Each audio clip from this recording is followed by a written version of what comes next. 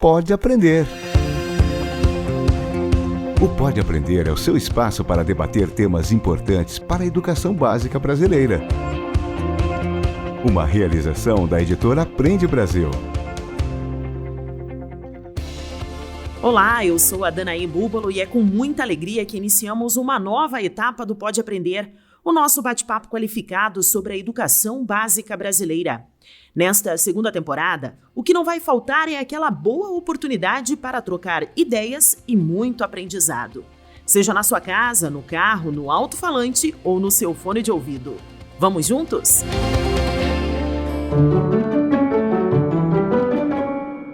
Vejo muitos professores pensando no mesmo registro da aula presencial e tentando transformar isso em aula remota.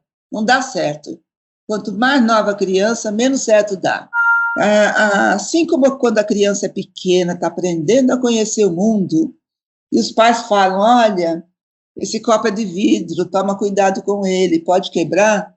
O mesmo deve ser feito com as emoções das crianças, né? Olha, você está com raiva, toma cuidado, porque isso pode machucar outras pessoas, pode machucar você. Então, é importante trabalhar, nesse momento, muito, né? Bastante a questão socioemocional. Para começar essa nova fase do Pode Aprender, nós preparamos um episódio para lá de especial e também muito necessário. A conversa de hoje é sobre um momento de frustração, medo e ansiedade para toda a comunidade escolar com o agravamento da pandemia da Covid-19 no país. Quem participa como convidada do episódio de hoje para nos ajudar a enfrentar as dificuldades nesse cenário é a psicóloga e consultora educacional Roseli Saião, uma das principais referências nacionais de temas relacionados a crianças, adolescentes, família e também educação. A nossa convidada tem mais de 40 anos de experiência em clínica, supervisão e docência, atuando em escolas, empresas e também em meios de comunicação.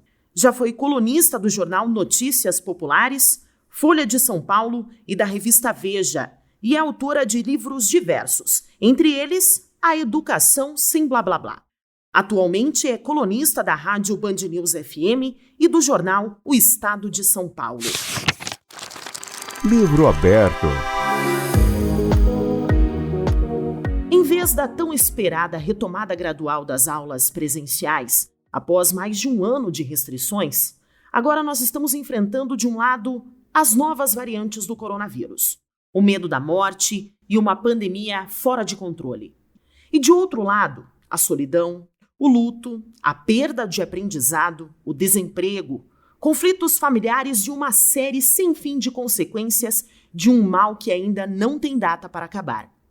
Graças à ciência, a vacina chegou, mas ainda temos um longo 2021 pela frente, recheado de incertezas. O retorno tímido das aulas presenciais e o abre e fecha de escolas vão cobrar um preço alto dos estudantes no futuro.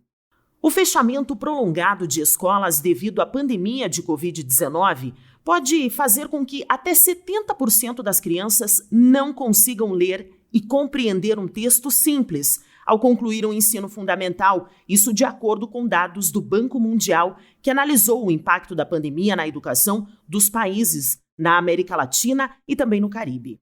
Uma outra análise da Secretaria de Política Econômica do Ministério da Economia mostra que no Brasil as consequências podem se estender por 15 anos e serão sentidas no Produto Interno Bruto, no aprendizado e na produtividade do trabalho e no aumento da desigualdade social.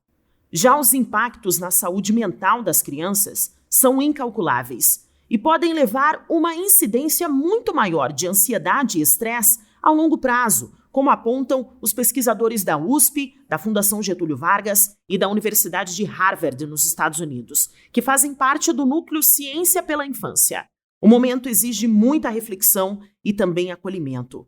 E essa deve ser a prioridade das escolas e das famílias, como opina a professora Roseli Saião. E é por isso que o bate-papo de hoje se faz tão urgente. Então se prepare para as suas anotações, porque é hora de se aprofundar no assunto. Pega a caneta. Bom, professora Roseli, muito obrigada por aceitar o nosso convite. É um grande prazer e também uma oportunidade de aprendizado para todos nós. Eu que agradeço. E como você percebe que as famílias, os alunos e também os professores, eles estão lidando com o medo da doença, né? Porque além da frustração e da ansiedade causadas pela pandemia de Covid-19, que ainda pode se estender por bastante tempo, não é mesmo, professora? Então, qual que é a sua percepção? Olha, em março de 2020, quando todo mundo foi orientado a ficar em casa sempre que possível, só os serviços essenciais funcionando, escolas fechando, todo mundo tinha expectativa de que aquilo durasse alguns meses, né? 2 meses no máximo. Já era muito.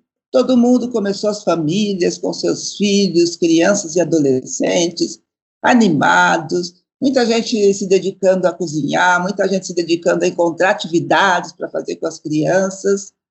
E à medida que foi passando, essa expectativa foi se estendendo para o segundo semestre, para o ano que vem, e o ano que vem chegou e a gente não tem expectativa alguma nesse momento, porque vivemos um tempo de pandemia bem crítico, escolas fechadas, depois abre como serviço essencial, poucas presenças, pelo que eu tenho acompanhado, e, portanto, as famílias estão muito temerosas, os professores também, e a frustração é de todos, né? Com as questões que têm surgido com as crianças da escola durante todo esse tempo, o ensino remoto para uma idade para o qual ele não é adequado, e mesmo o ensino híbrido. Enfim, olha, até agora a gente vem amargando situações muito complexas e muito difíceis. Não vejo ainda perspectiva disso melhorar com um curto espaço de tempo, né? Parece que isso vai permanecer na vida dos alunos todos e das famílias e dos professores por um bom tempo ainda. O prejuízo para a saúde mental das crianças é algo inegável com a ausência da convivência escolar. E aquele discurso do vai passar parece ter dado lugar ao isso não acaba nunca e só está piorando. Então, como que a gente pode ajudar os pequenos a lidar com esses sentimentos e as emoções, né, desse cenário dentro de casa e nas aulas remotas? Olha, a primeira medida é cuidar da própria saúde mental dos pais e dos professores, né? Não são só as crianças que estão sofrendo com essa situação, os adultos também. E os adultos, com a responsabilidade de cuidar dos mais novos, ficaram sobrecarregados. Então, hoje nós temos inúmeras mães exaustas, sem saber como continuar, porque parece que já queimaram todas as etapas, já fizeram tudo que conheciam. E então, a minha orientação é: cuide de você primeiro, porque quem cuida tem que se cuidar primeiramente. E se cuidar significa encontrar um período do dia para si. Esse período do dia não precisa ser longo, é o tempo que cada família consegue encontrar. Encontre algumas atividades, né, que ajudem a relaxar. Para algumas pessoas é cinema em casa, para outros é música, para outros é dançar, para outros exercícios, né, físicos. É para se fortalecer, fortalecidos, né, e com a saúde mental em dia, é que vai ser mais tranquilo cuidar, ajudar as crianças a superarem tantas questões. E olha que com as crianças a gente ainda não viu o que pode ser pior, porque quando a situação voltar a uma nova normalidade, né, frequentar a escola com mais regularidade, por exemplo, aí podem surgir questões que ficaram represadas durante todo esse período. A escola pode ajudar bastante, né? Sendo o local onde as crianças trocam as suas experiências durante esse período, possibilitando que a arte ajude a criança a expressar aquilo que ela não consegue dizer. E em casa, trazendo a família a se tornar um grupo novamente, né? Cada um com a sua responsabilidade, inclusive os filhos, porque o fato de colaborar com a família, para os mais novos, é motivo, assim, de uma autoimagem muito boa, né? E eles precisam disso nesse momento para superar a decepção, a desesperança, a impaciência, a ansiedade e os temores que eles têm muito também. As consequências econômicas e sociais da pandemia do coronavírus também são divididas pelos alunos. Muitas famílias passaram por mudanças significativas nesse último ano, né? O divórcio, luto, ou no mínimo uma mudança brusca de rotina. Como que isso afeta a educação e o aprendizado, professora? É exatamente por isso que as escolas e as famílias não devem forçar o aprendizado dos conteúdos, né? Porque nesse momento é mais importante o aprendizado a respeito de si e da sociedade. Nós vivemos um luto coletivo da sociedade toda, né? A perda de tantas vidas, de pessoas que a gente muitas vezes nem conhece, nem sabia da existência, mas são pessoas que vivem na mesma sociedade que a gente, portanto, fazem parte do mesmo grupo, né? As crianças têm um misto de emoções que elas precisam reconhecer, e não é fácil, né? Reconhecer o medo, reconhecer a tristeza, reconhecer a angústia, e nisso os adultos podem ajudar bastante. Assim como quando a criança é pequena, está aprendendo a conhecer o mundo, e os pais falam, olha, esse copo é de vidro, toma cuidado com ele, pode quebrar. O mesmo deve ser feito com as emoções das crianças, né? Olha, você está com raiva, toma cuidado, porque isso pode machucar outras pessoas, pode machucar você. Então, é importante trabalhar, nesse momento, muito, né? Bastante a questão socioemocional. E como sócio sem escola, né? Há reuniões virtuais das crianças, produzidas pelas escolas, que não precisam ficar voltados para os conteúdos. Os conteúdos a gente precisa deixar para uma etapa posterior. Eles podem ser utilizados agora, sim, mas na medida que os alunos reagem e respondem de um modo positivo, né? Porque se há entraves, e provavelmente há, e não é uniforme, né? Cada criança vai reagir de um jeito, é preciso trabalhar primeiro isso, para depois o conteúdo ser aprendido com fluidez. Além da saúde mental, na sua opinião, professora, quais são as dificuldades e também os desafios trazidos pela pandemia, que precisam ser superados, obviamente, pelos alunos e pelos professores do ensino fundamental? Como que eles podem fazer isso, professora? Olha, existe um conceito que as escolas usam muito, mas talvez elas precisem aprofundar o uso desse conceito, que é adaptação. Todo início de ano, as escolas fazem adaptação, ou de alunos novos, ou de transferência de classes, enfim, adaptação hoje é para todos os alunos, né? Adaptação a um novo tempo, adaptação a uma nova situação, e a gente sabe que quanto melhor a pessoa se adapta a situações diferentes, melhor, mais êxito ela tem na sua vida pessoal, inclusive, mas não só pessoal, profissional também, estudantil também. Então, as escolas precisam planejar em conjunto, né? E quando eu digo em conjunto, é assim, toda a escola, esse período de adaptação de aulas presenciais para aulas remotas, de ensino presencial para híbrido, de relacionamento entre colegas presencial e agora virtual, e precisam permitir que as crianças falem. Eu tive a oportunidade de observar a gravação de algumas aulas, e os professores ficam aflitos porque as crianças falam, e o professor quer falar, quer dar a sua aula, né, de conteúdo. Não, nesse momento é mais importante ouvir, porque ouvindo o que as crianças têm a dizer, é que a gente vai replanejar o nosso trabalho, inclusive o trabalho remoto mesmo. Então, é preciso, primeiramente, recapitulando, né, estar com a sua saúde mental em dia, reconhecer os seus sentimentos, as suas emoções, para daí que o segundo passo é poder colaborar com os mais novos. ajudando-os a entenderem o que está acontecendo né, no mundo, e não no sentido de informação, mas no sentido da inserção dele nesse mundo que está passando por uma experiência dramática, né?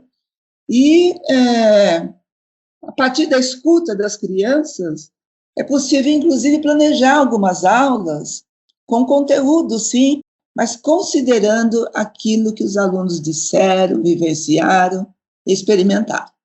E você comentou sobre o tempo inadequado, né, de exposição das crianças à frente das telas por causa das aulas remotas, principalmente agora nas crianças menores. No entanto, essa é uma ferramenta que temos hoje à disposição.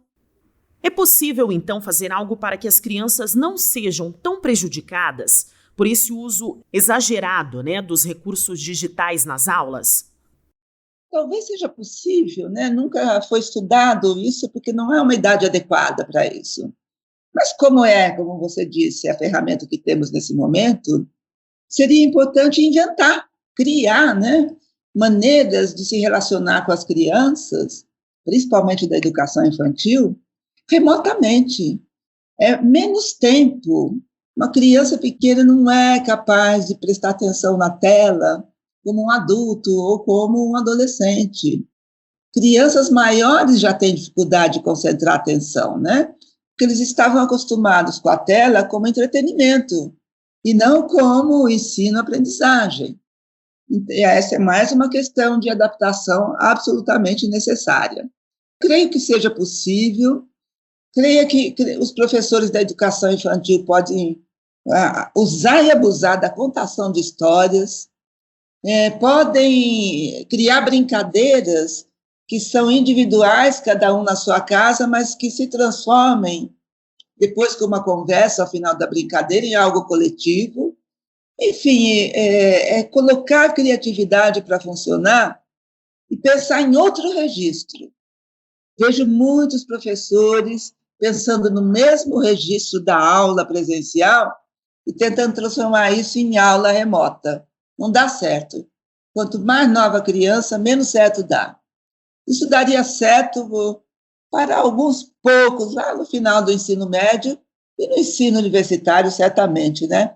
Mas para o ensino da educação infantil, fundamental 1 e 2, é preciso reconhecer que a gente precisa fazer aulas totalmente diferentes, usar mais recursos do ensino remoto, muitos deles desconhecidos dos professores, que também eles não tiveram formação para isso, não é? Em 2020, o desafio foi enfrentar o novo e encarar as novas formas de manter o ensino funcionando longe das salas de aula.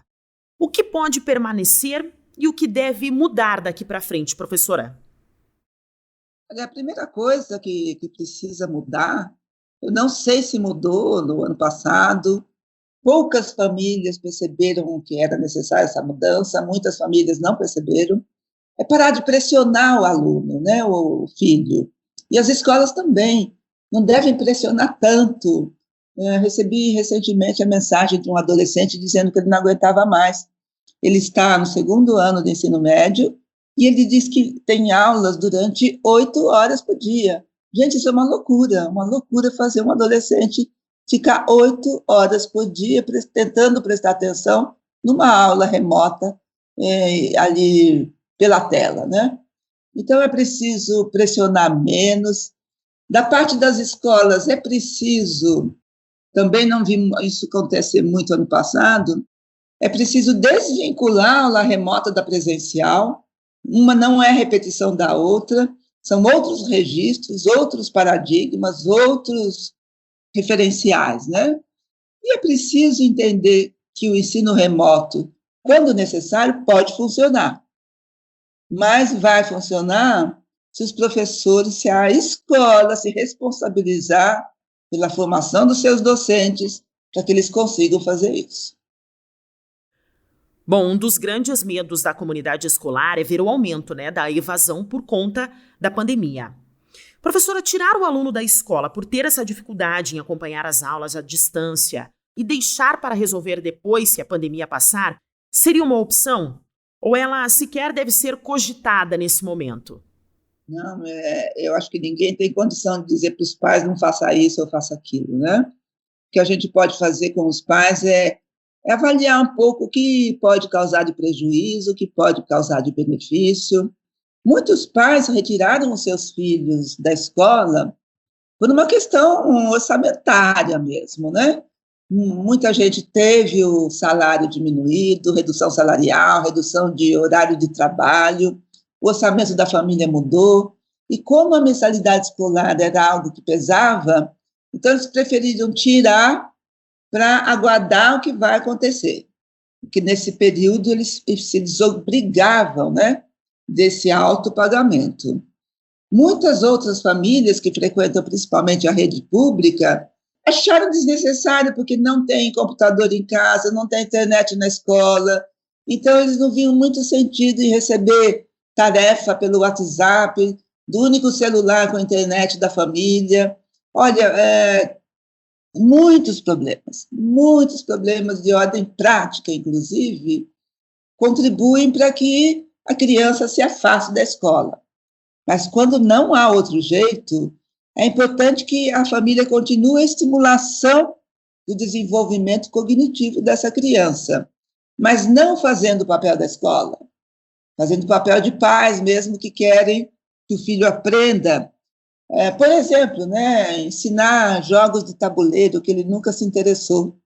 Em vez de jogos na tela, já que ele já fica na tela um período, jogos de tabuleiro que ajudam a desenvolver o raciocínio lógico, isso vai contribuir para o aprendizado da matemática, audiolivros que eles possam ouvir, né, algumas coisas, isso contribui para o vocabulário, contribui para o aprendizado também da escrita, por menos que ele escreva, isso ajuda bastante. Então, cada família deve encontrar a melhor escolha para si, pensando nos filhos, e lembrar, né, que um dia isso vai acabar, a gente não sabe quando, mas um dia vai acabar. Múltipla escolha.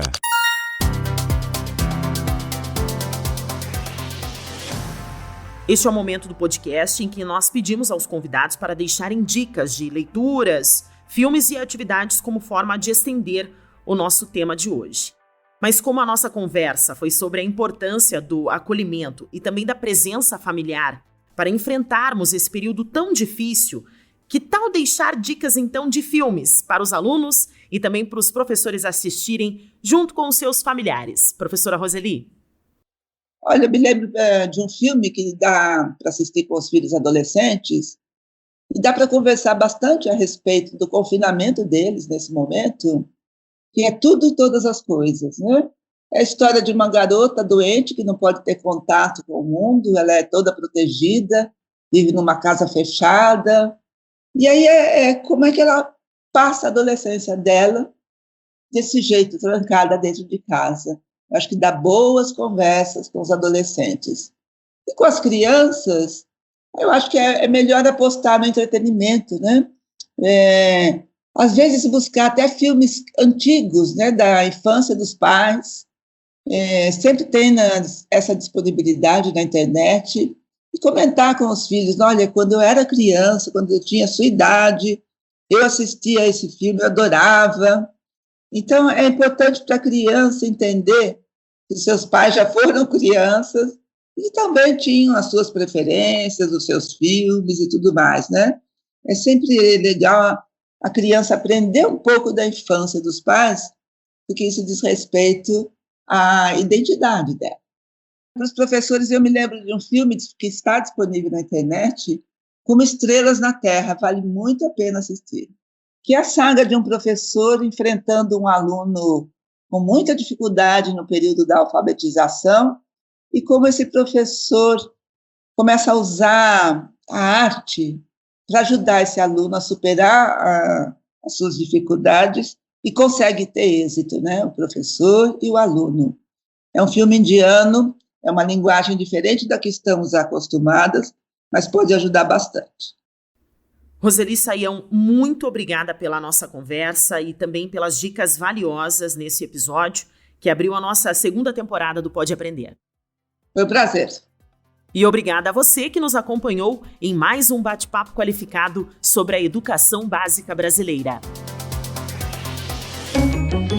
Diversão para casa.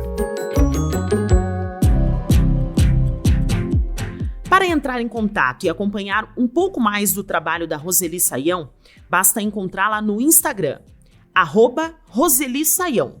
Roseli com Y, Saião também com Y, sem o acento. E pode acompanhar ela também na coluna Seus Filhos, diariamente na Rádio Band News, ou na coluna Educação, no Estadão.